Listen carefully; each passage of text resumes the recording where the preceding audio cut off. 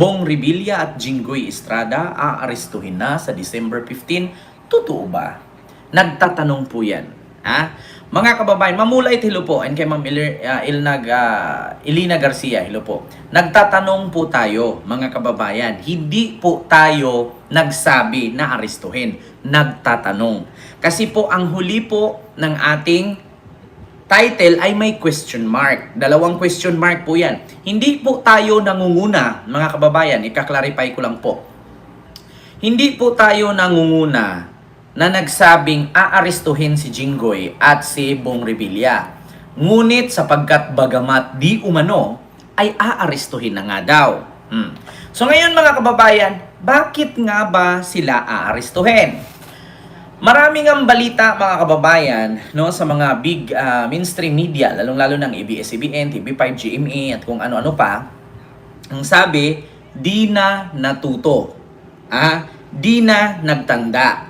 Kasi mga kababayan, sa mga hindi po nakakaalam, si Jinggoy po at si Bong Revilla ay nakulong na po ito noon nung panahon ni ni Pinoy, no, na kung saan ay nasangkot po sila sa sinasabing FIDAP, no, or pork barrel scam na pinangunahan nga ni pork barrel queen Janet Napoles. And then again, mga kababayan, sila po'y na-acquit, no, at nakalaya. At then again, si Napoles din po ay na-acquit kasama ni Enrile bago si Enrile namatay. So ngayon mga kababayan, meron ng kanta, nakulong ka na noon, makulong ka na naman, di na natuto. Diba? Nagsama na kayo. Magsama ulit kayo. Di na natuto. Diba? Yan po mga kababayan, yung team song nila. Nakulong kayo noon. Makulong ulit ngayon. Di na natuto. Second time around. So mga kababayan, yan po ang ating pinakaano ngayon. Ma'am Silpa Glory, hello po. Kaya mga kababayan, ito po, according po kasi mga kababayan, sa interview ni Corina Sanchez kay Secretary Jesus Crispin Boying Rimulya, hindi ko tuloy mabigkas yung pangalan nila, mga kababayan, kasi ako po'y natatawa. Nakulong ka na naman. Di na natuto. Magsama na kayo. Magkasama na naman. Di na natuto. Hala, sige, magnakaw pa kayo. Magsama pa kayo. Di na natuto. Ayun, aristuhin naman. So ito po mga kababayan, ipaparinig ko po sa inyo yung naturang interview ni Corina Sanchez kay Secretary or Ombudsman, no, dating DOJ Secretary Boying Rimulya na ngayon Ombudsman na. Pakinggan nyo po Naming names, the two who have arrest warrants already by December 15 are Senators Jinggoy and Bong Revilla. Tama po ba? It came from you, not from me. But I think that your guess is as good as mine, given the fact that these cases are already under investigation. Okay. Naming names, the two who have arrest warrants already by December 15 are Senators Jinggoy and Bong Revilla. Tama po ba? It came from you, not from me. So yun, narinig nyo mga kababayan, meron kasi siyang tugtog. So sabi kasi ni Corina Sanchez dyan, name two senators, Jinggoy Estrada at Bong Revilla, arestuhin daw sa December 15. So sabi naman ni Secretary Ombudsman Boying Rimulya na it comes from you, not for me. Pero sa totoo lang, yung mga kaso nila ay under investigation.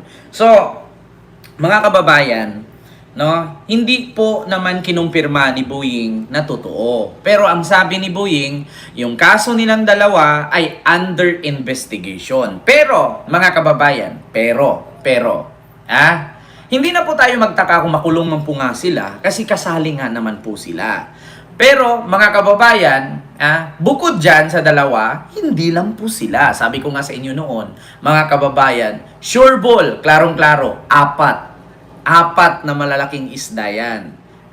Mga kababayan, sabi ko nga sa inyo, 4 na malalaking isda yan. Bukod dyan mga kababayan sa interview ni Corina Sanchez kay Ombudsman Boying Rimulya, na sabi niya, sa December 15 daw, Okay, naming names. The two arestuhin. So ito po mga kababayan, ipapakita ko po sa inyo ang sinabi ni Boying noon na wala pang warrant, no, na inilabas. Ay nagsabi na siya na abangan ninyo December 15 and 16 may mga aarestuhin. Ito po. Boying Rimulya, December 15 and 16 may aarestuhin. So ito po mga kababayan. So, sino yung mga possible nyo kakasuhan within 30 days? Yung mga kakasuhan makakasama? Nandun saan, wala sa akin yung listahan. Pero marami po, maraming nakalagay punot na kakasuhan. May senador na o May congressista? congressman na kasama. Mga senador, sir. Sarap lang is hindi pa ako sigurado kung ano. Sir, dun sa mga kakasuhan nyo, nasasabi nyo kanina, congressman, sino kasama si Congressman Saldi ko? Malamang kasama. Kasi naalala ko meron din Mindoro case na kasama sa mga finansa. Sir, sino yung mga possible nyo kakasuhan within 30 days? Magandang araw po sa inyong lahat. Ngayong araw, ipagpagpatuloy ko po ang mga report sa taong bayan tungkol sa mga natuklasan ng iba't ibang ahensya ng pamahalaan tungkol sa mga flood control project na nakita natin na ghost project o hindi maganda ang pagkagawa. Ngayong araw, nais kong ilahad sa inyong ang mga natuklasan ng Office of the Ombudsman kaugnay sa reklamo ng DPWH ukol sa isang flood control project sa Kulaman, Jose Abad Santos sa Davao Occidental. Ito ay may halaga na halos 100 milyong piso at ipinagkaloob noong 13 January 2022 sa St. Timothy Construction Corporation. Ayon sa investigasyon, ang proyektong ito na sinasabing natapos noong 2022 ay hindi kailanman nasimulan.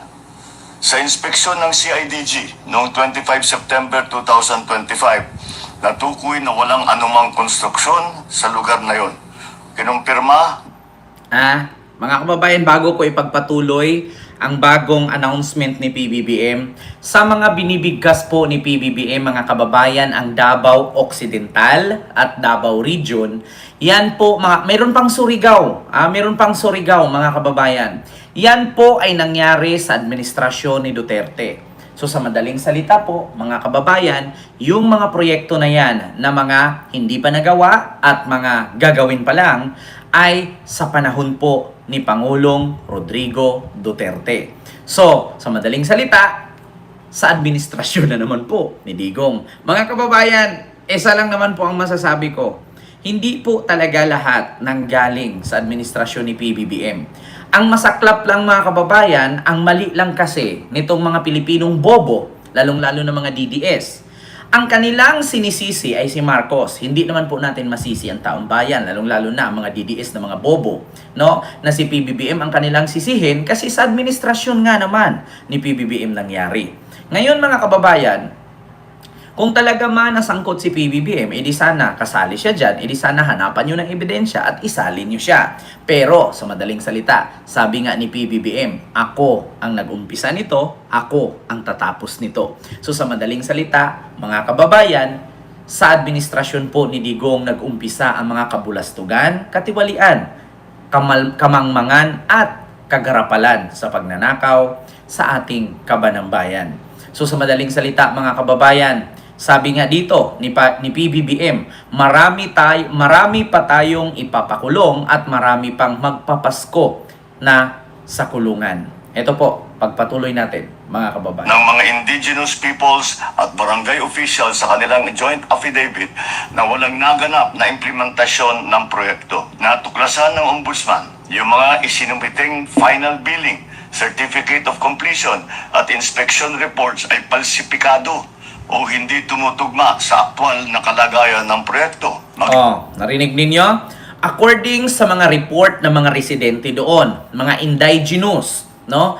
Yung mga indigenous, ibig sabihin doon mga lumad, no? Yung mga taga-bukid, taga-probinsya, yung mga nandoon mismo na mga nagsumbong sa sumbungan ng gobyerno or ng pangulo ay hindi tugma ang mga dokumento. Walang tamang patutunguhan yung kanilang project katulad niyan. Halimbawa, nakalagay doon, Manila City, nagtatayo ng Twin Tower na katulad sa Petronas, no, sa Malaysia. Ngunit ang nakalagay Petronas, pero ang nakatayo ay Eiffel Tower.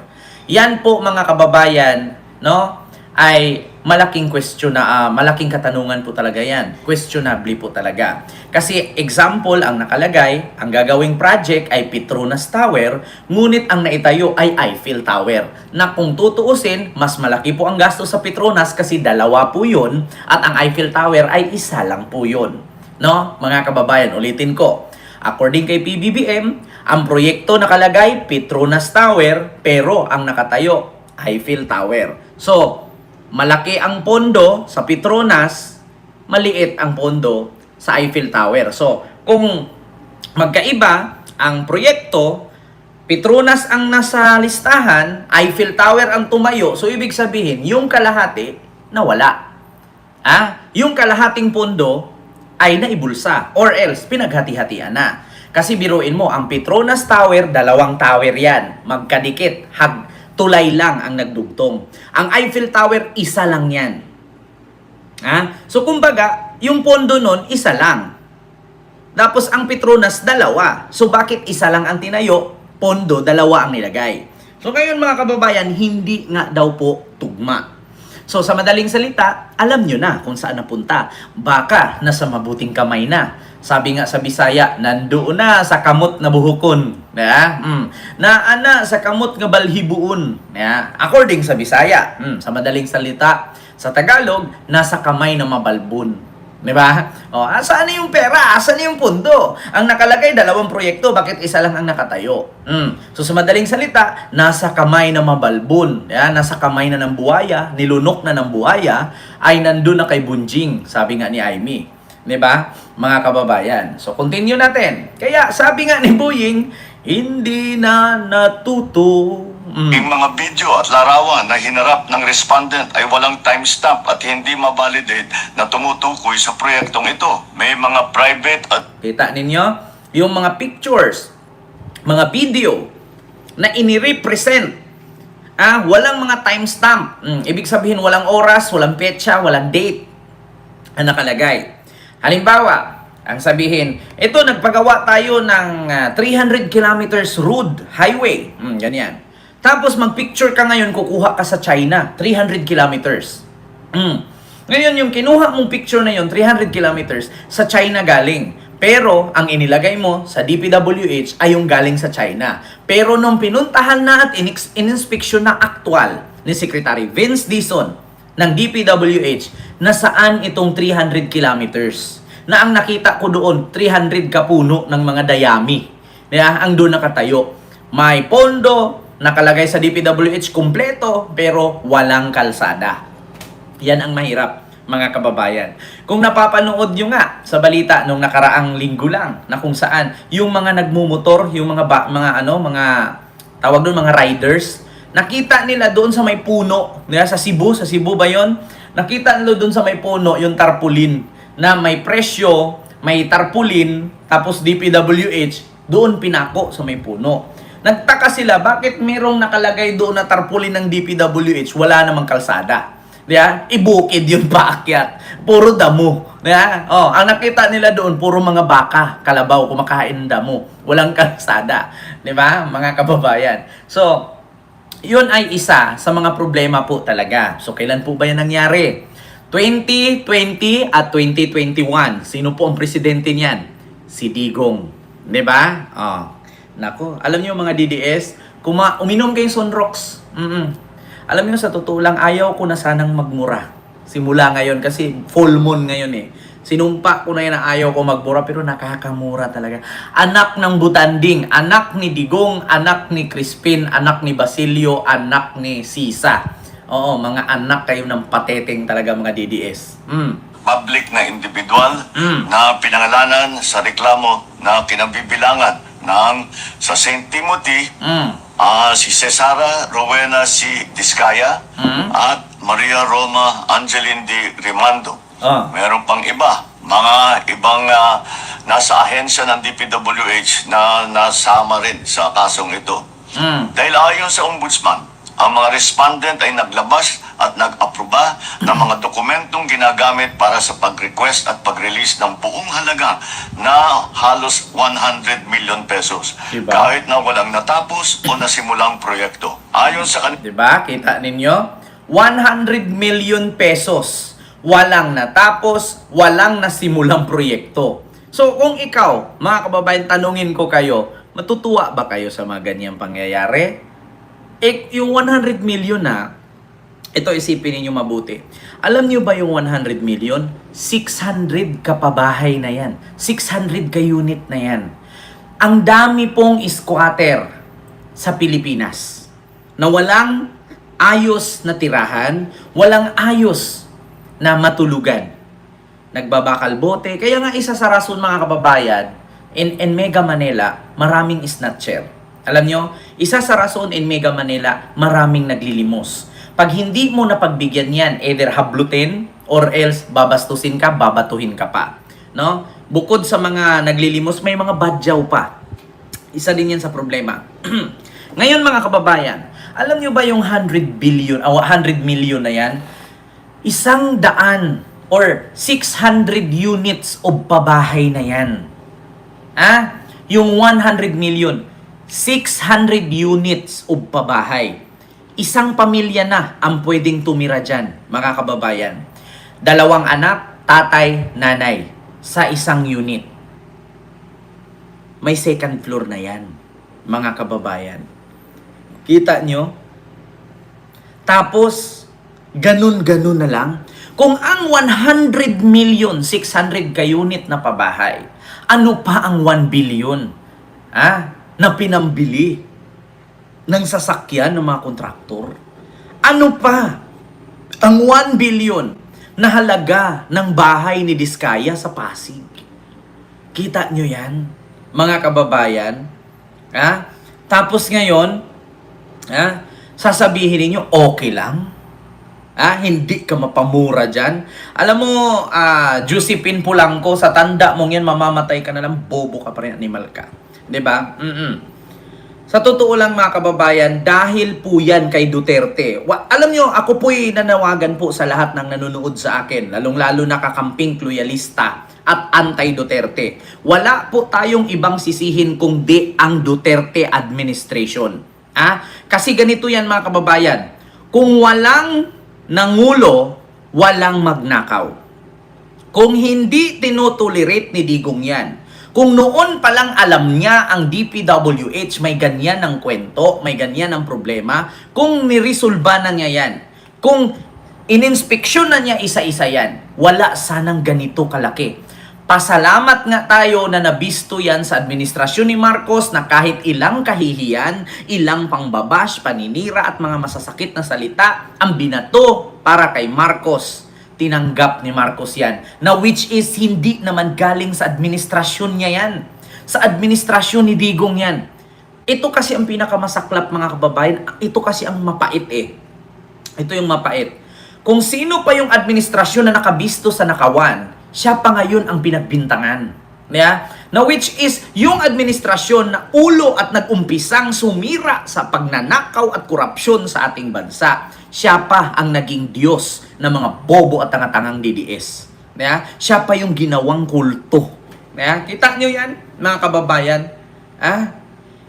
Siya na nga yung ulo na ginawang front ginawang front ang pandemic na kunwari concern sa tao, namimigay ng ayuda, nagbigay ng face mask, face shield, PPA, na overpriced ang presyo, nakipagsabuatan sa mga negosyante, na nagbenta ng peke at substandard na PPA, face shield at face mask, may kickback sa nakita ang benta kay Michael Yang, nagpapasok ng mga undocumented Chinese sa Pilipinas, ginawang santo ng mga putang inang bobong DDS. 'Di ba? Siya pa ngayon ang naging hero. Tragis na yan. Sana all magnakaw tapos magpakulong, hero na. Sa totoo lang mga kababayan, wala tayong ibang sisihin dito. Hindi ang kontraktor, hindi ang DPWH, kundi ang dating administrasyon. Totoo yan mga kababayan. Kung umpisa pa lang, niresolba na ni Digong yan, hindi na sana mangyari yan. Take note mga kababayan, hindi lang DPWH yan. Nandyan pa ang BIR, nandyan pa ang COA, nandyan pa ang Customs, at nandyan pa ang Immigration. Mga kababayan, yung 5 sangay ng gobyerno na yan, yan ang pinakamatinding korupsyon. DPWH, BIR, COA, Immigration, Customs, yang 5 na yan, pinaka karumaldumal. Daig pa ang crimes against humanity ang ikaso sa ahensyang yan. Kasi hindi lang pinatay, hindi lang nilunod, hindi lang nilindol, hindi lang binaha, hindi lang dinurog-durog, hindi lang inapak-apakan, kundi giniling talaga. Sa totoo lang mga kababayan, giniling talaga. Yan ang totoo. Kaya mga kababayan, itong putang inang Duterte na to, yan dapat ang sisihin ninyo. Kaya nga dapat yung mga ari-arian ni Digong, dapat lahat bawiin ng gobyerno yan eh. Saan ba nila galing yan? Sa pagiging government di umano, employee. Sa pagiging government servant. Pero lahat ng yan galing sa gobyerno yan. Sa mga sahod nila, sinahod di umano. Sinahod di umano. Pero yung iba dyan galing sa kickback. Sa totoo lang, dapat ipag-praise na lahat yung account ni Duterte. Kasi 'di ba, kapag dito ka sa Pilipinas nakakulong, tapos ikaw isang politician, 'di ba pag sangkot ka sa krimen, naka-freeze lahat ang asset mo? Bakit kay Duterte open na open pa? 'Di ba? Yan ang totoo. Si Digong dapat talaga, nandyan pa yung West Philippine Sea. Isa pa yung West Philippine Sea. Do you think tatayuan ng mga building yan ng Chinese government kung walang ipinangako si Digong dyan? Do you think ang Chinese government magpapatrolya yan sa karagatan ng West Philippine Sea na sakop ng Pilipinas kung walang kasunduan si Digong dyan at si Xi Jinping? Kaya isa sa tinanong ni PBBM yan, ano ba ang usapan ninyo? Ano ba ang nakapagsunduan ninyo? Na kung bakit ganyan na lang kaagresibo ang China sa atin? Kung alam ko lang kung ano ang napag-usapan ninyo, edi sana matapos na yung sigalot na yan. Hindi nga sinabi ni Digong. Mga kababayan, tuloy natin. Ilang finding, ang mga respondent na ito ay kumilos ng may manifest partiality, bad faith, o gross negligence. Nagdulot sila ng undue injury sa gobyerno at nagbigay ng unwarranted benefit sa kontrakto. At may pakikialam ang ilang private respondents sa nangyaring sabwatan. Tama. Nagrekomenda na ang ombudsman na magsampa ng kaso para sa malversation through falsification at paglabag ng RA 3019 Section 3E. Ang malversation ay non-bailable. Mabigat ito dahil hindi nila mababayaran ang kanilang paglaya. Pag naisampa na ang mga kasong ito sa korte, ang susunod na hakbang ng judiciary ay ang Magandang araw po sa inyong lahat. Ngayong araw, So, walang ibang gagawin ang judiciary kundi ang maglabas ng warrant at magpapasko na nga sila, sa kulungan. Ito po ang isa mga kababayan.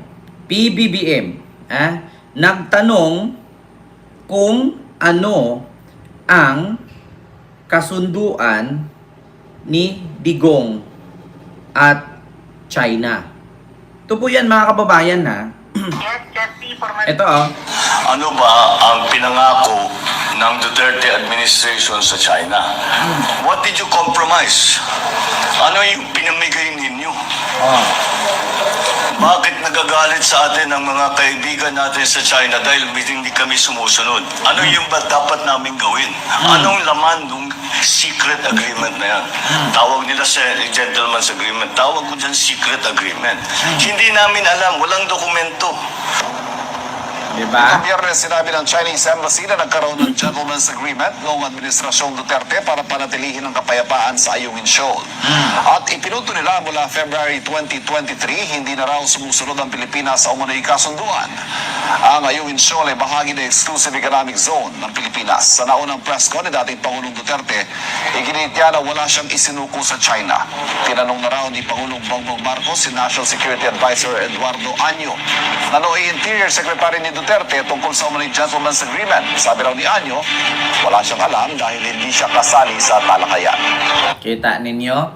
Yan ang tanong ni PBBM ngayon. Ano bang kasunduan at usapan ni Digong at ni Xi Jinping kung bakit gano'n na lang ang China kagalit sa atin? At tayo namang mga Pilipino, hindi natin alam kung paano tayo mag-adjust.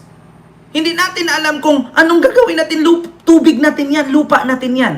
Bakit wala tayong karapatang mangisda doon? Bakit wala tayong karapatang maglayag doon? At bakit tayo binubomba ng water cannon? So, ano nga ba ang usapan? Para makapag-adjust naman tayo. Mahirap kaya mga kababayan, yung, alam mo yung nakabili ka ng property, di ba? Tapos may kapitbahay ka. Hindi mo alam na papasok ka sa bahay na nabili mo, pagbawalan ka ng kapitbahay mo, inabili mo nga. Di ba? Hindi mo alam kung anong kasunduan nung unang tumira doon sa may-ari. Kasi ikaw na ang sumunod eh. Di ba? Yan ang katibayan mga kababayan na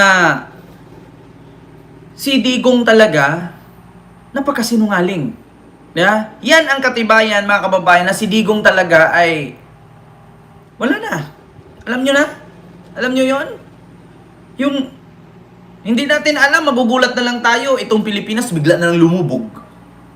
Yeah? Hindi natin alam, itong Pilipinas bigla na lang tayong higupin ito ng isang hipo-ipo. Pag higop niya, nawala tayo agad kasi ni-remote na pala tayo ng China.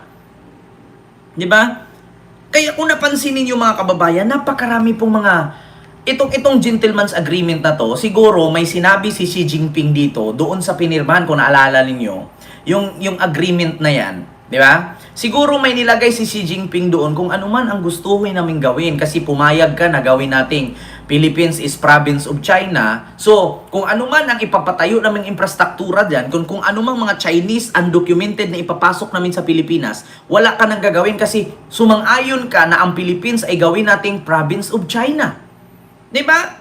Siguro ganun, mga kababayan. Kaya ngayon, magugulat tayo, bakit nagagalit ang China? Diba? Ano, ang tanong ngayon dyan, anong pinag-usapan at anong kapalit? Diba? Yun ang tanong kasi, mga kababayan, si Digong mismo nagsabi eh. Ito, Digong. Pilipinas, province of China. May sinabi siya dito eh. Ito ha, mga kababayan, pakinggan ninyo. Kaya nga sabi ko, why are you so sparing? Gusto ninyo, gawain na lang ninyo kaming province, Fujian, pati Philippine province of China. Diba? Doon pa lang sa salitang, kaya sabi ko sa inyo, para sa mga Chinese yon, why are you so sparing? So doon siguro, ang akala ng Chinese government at Chinese embassy na why are you so sparing? Pwede nyo naman kaming gawing province of China, Fujian, Philippines, province of China. Kasi alam nyo ang mga Chinese mga kababayan, once kasi na presidente na ang nagsalita, 'di ba? Once kasi na mula na sa bunganga ng presidente, yun na ang papaniwalaan lang kasi president yan eh. Pero ang tanong kasi mga kababayan, ang sasabihin na naman ni Digong doon, joke lang yun. Putang ina, hindi mo pwedeng joke-jokein ang China.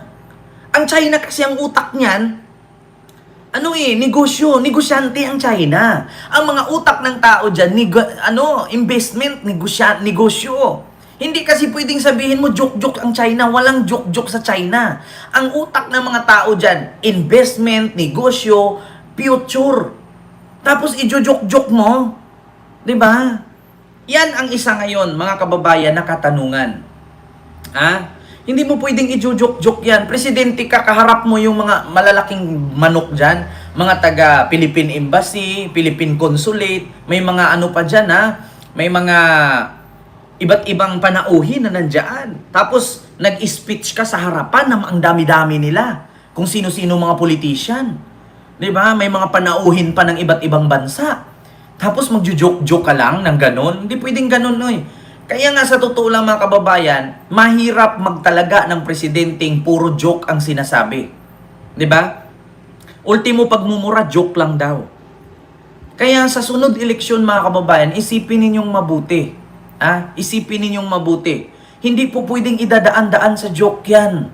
Kasi ang China, kapag nangako ka, tutuparin nila yung pinangako nila sa'yo kasi nangako ka rin.